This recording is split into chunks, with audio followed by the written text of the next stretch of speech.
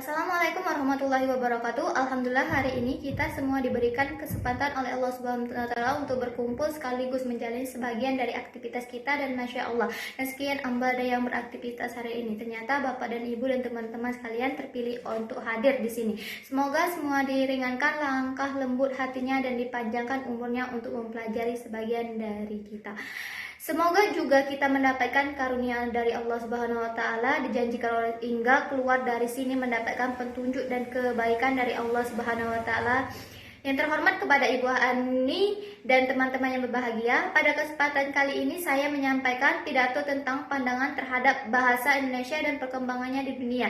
Hadirin yang saya hormati, apa jadinya jika kita tidak mempunyai bahasa yang saling berkomunikasi? Tentunya kita patut bersyukur memiliki bahasa pemersatu, yakni bahasa Indonesia yang lahir dari buah kesadaran akan pentingnya persatuan bahasa mempunyai kedudukan yang sangat penting dalam kehidupan. Kita sudah menggunakan bahasa sebagai alat komunikasi sejak beradab abad silam.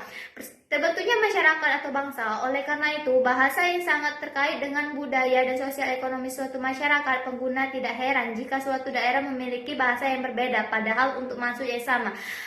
Dengan pesat atau sebaliknya, secara perlahan musnah karena ditinggalkan penggunanya di tengah harus globalisasi menimbulkan kecemasan di Indonesia. Masyarakat ataupun pelajar menggunakan bahasa Inggris atau bahasa asing dalam percakapan sehari-hari semakin tinggi. Yang lebih parah, makin berkembangnya bahasa gaul yang mencabuk bahasa daerah, bahasa Indonesia dan bahasa Inggris. Misalnya, pada ujaran berikut, saya mah kalau browsing aja, dalam konteks percakapan sesama teman mungkin bisa diterima. Tetapi jika bahasa tersebut terbawa dari konteks resmi, berbahaya. Hadirin yang berbahagia, menguasai bahasa asing memang diperlukan, akan tetapi bahasa Inggris atau bahasa asing lainnya jangan sampai mengikis kecintaan terhadap bahasa Indonesia.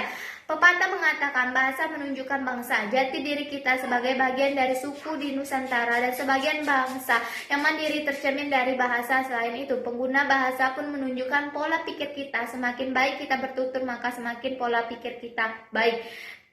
Hal mengidentifikasi kacau pula pikiran. Tidak mengherankan jika para psikologi menggunakan bahasa sebagai alat terapi. Di saat memunculkan bahasa Inggris, justru masyarakat internasional gencar pula bahasa Indonesia sebagai bahasa internasional kedua setelah bahasa Inggris. Berapa kali konferensi internasional bahasa Indonesia untuk menutur asing diselenggarakan sebagai upaya memasyarakatkan bangsa Indonesia di kancah internasional. Maka bahasa Indonesia telah masuk dalam kurikulum pengajaran di sekolah-sekolah.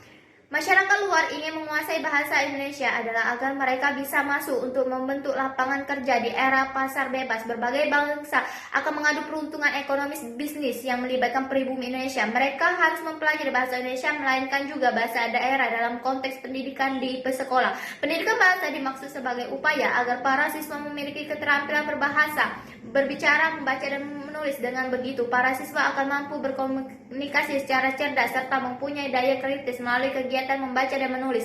Dengan demikian, pelajaran bahasa Indonesia bukan sekedar bagian dari mata pelajaran di sekolah, lebih dari fungsi sebagai untuk menguasai bidang-bidang lain termasuk bidang ekstra. Hadirin yang saya hormati, selain sebagai identifikasi sebagai bangsa, keterampilan berbahasa pun harus kita kuasai. Pertama, dapat menghilangkan jarak bahasa anggota masyarakat, terutama antar masyarakat golongan bawah dan atas. Kedua, membangun rasa kecintaan yang tinggi terhadap bahasa Indonesia sehingga muncul peran emosional untuk mempertahankan kelangsungan bahasa Indonesia. Ketiga, mengembangkan kemampuan berkomunikasi secara lisan maupun secara tertulis. Misalnya, menjadi sebagai wartawan, reporter, penulis, radio operator, bicara forum-forum resmi. Bahasa Indonesia adalah jati diri bangsa. Menggunakan bahasa Indonesia berarti memiliki jiwa nasionalisme yang tinggi kepada NKRI melalui bahasa Indonesia.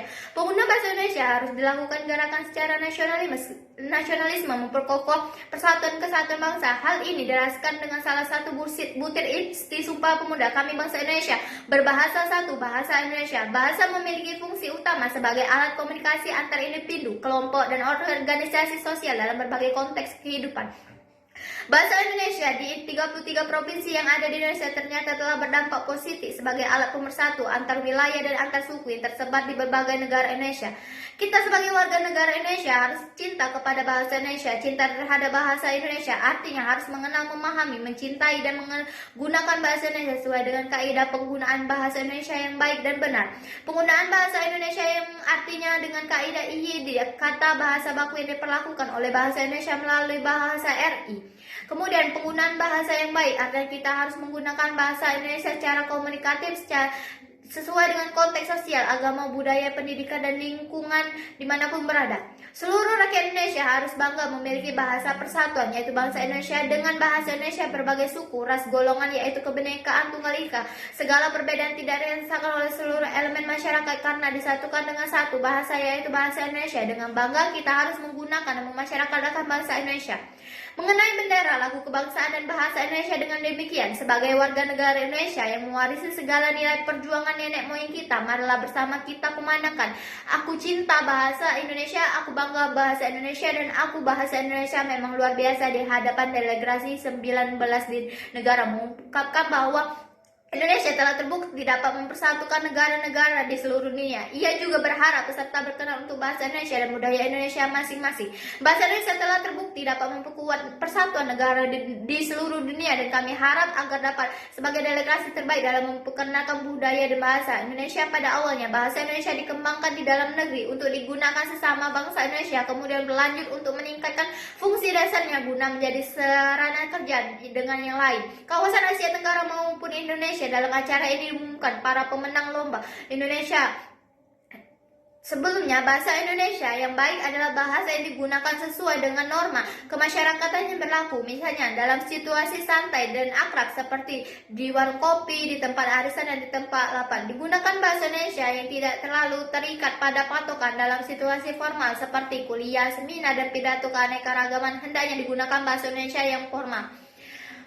Kita bisa membayangkan jika sosok yang duduk di pemerintah tidak mampu berbahasa Indonesia. Relakah kita jika kedudukan bahasa Indonesia tergeser oleh bahasa asing seperti yang terjadi di negara tetangga? Haruskah kita menunggu sampai UNESCO masuk bahasa Indonesia ke dalam bahasa yang diancam punah? Pantaskah kita tersinggung jika suatu hari negara tetangga kita mengakui bahasa Indonesia sebagai bahasa nasional mereka? Upaya-upaya yang bisa kita lakukan untuk mempertahankan bahasa Indonesia agar tidak tergeser oleh bahasa gaul. Dari pernyataan di atas, agar bahasa Indonesia tidak tergeser, maka kita sebagai bangsa Indonesia yang baik hendaknya melakukan langkah-langkah pencegahan dan penanggulangan sebelum bahasa Indonesia benar-benar punah. Langkah-langkah yang digunakan adalah sebagai berikut. Yang pertama, langkah-langkah pencegahan alat menjadi lembaga pendidikan sebagai basis pembinaan bahasa baku sebagai simbol masyarakat akademis dapat dijadikan sarana pembinaan bahasa yang dilakukan oleh para pendidik, para pakar pembahasan, misalnya kelab badedu dan lain-lain. Batasan bahasa Indonesia, salah satu faktor yang mengganggu perkembangan bahasa Indonesia ialah pengaruh bahasa gaul. Kalau itu dilakukan dalam bahasa lisan, SMS, Twitter, atau dalam petunjuk di panggung dan televisi, pahami. Namun ternyata penggunaan bahasa Indonesia tidak resmi dalam aktivitas berbahasa seperti menulis dan berbicara kerap ditemui di ruang kelas, di atas lembar jawaban, dalam tugas mahasiswa, dan dalam presentasi di depan kelas. Bahasa gaul meraja seiring dengan perkembangan zaman, khususnya di negara Indonesia. Semakin terlihat pengaruh yang diberikan oleh bahasa gaul terhadap bahasa Indonesia. Dalam penggunaan kata bahasa, penggunaan bahasa gaul oleh masyarakat luas menimbulkan dampak negatif terhadap perkembangan bahasa Indonesia sebagai identifikasi dan masa yang akan datang. Dewasa ini masyarakat sudah banyak memakai bahasa gaul, dan parahnya lagi generasi juga terlepas dari pemakaian bahasa. Banyak memakai bahasa gaul daripada pemakaian bahasa Indonesia. Untuk menghindari pemakaian bahasa itu, masyarakat harusnya kita menanamkan cinta dari delegasi bangsa Indonesia, bahasa Indonesia, dan nasionalisme internasional. Bahasa Indonesia mewujudkan identitas bangsa Indonesia. Seiring dengan munculnya bahasa gaul dalam masyarakat, banyak sekali dampak atau pengaruh yang ditimbulkan oleh bahasa gaul. Perkembangan bahasa Indonesia sebagai identifikasi bangsa, diantaranya sebagai pertama, eksistensi bahasa Indonesia terancam terpingkir. Pengaruh arus globalisasi dalam identifikasi bangsa tercermin pada perilaku masyarakat yang mulai meninggalkan bahasa Indonesia dan terbiasa menggunakan bahasa lain. Yang kedua, dipengaruhi lagi dengan generasi muda Indonesia juga tidak terlepas dari pemakaian gaul. Bahasa Indonesia masih sangat mudah sesuai dibandingkan dengan bahasa lainnya. Tidak mengherankan apabila dalam sejarah pertumbuhannya perkembangan bahasa asing yang lebih maju. Seperti kita ketahui bahwa perkembangan ilmu pengetahuan bahasa ini dikuasai oleh bangsa-bangsa barat. Yang wajar apabila bahasa mereka pula yang menyertai penyebaran ilmu pengetahuan tersebut. Indonesia sebagai negara baru yang berkembang tidak mustahil menerima pengasuhan dari negara asing. Masuknya bahasa Indonesia serta istilah-istilah kata sesuai dengan sifat sebagai bahasa refleksi sangat membuka kesempatan untuk adanya pencampuran bahasa. Melihat kondisi seperti timbulnya beberapa anggaran yang timbul baik, bahasa Indonesia dianggap sebagai bahasa yang miskin, tidak mampu menduduki ilmu pengetahuan yang modern. Pada pihak lain, muncul sikap mengganggu masyarakat Inggris. Demikian timbul anggapan mampu berbahasa Inggris atau berbahasa asing, menyebabkan motivasi untuk belajar menguasai bahasa asing lebih tinggi daripada menyesuaikan bahasa sendiri. Kenyataan adanya efek sosial yang lebih baik orang mampu berbahasa asing daripada bahasa Indonesia. Hal ini lebih menurunkan lagi derajat bahasa Indonesia di mata orang awam. Dapat kita simpulkan dari kalangan remaja, penggunaan bahasa asing adakah akibat dari pengembangan zaman yang kini mengalami kemajuan baik dari dunia pendidikan sampai teknologi. Sekian dari pidato saya. Terima kasih atas perhatiannya, waktu dan diberikan kepada saya. Jika ada kata salah kurang berkenan didengar menyinggung suatu di antara pindah, saya ucapkan mohon maaf. Untuk mengakhiri saya sampaikan wabillahi taufik wal hidayah. Wassalamualaikum warahmatullahi wabarakatuh.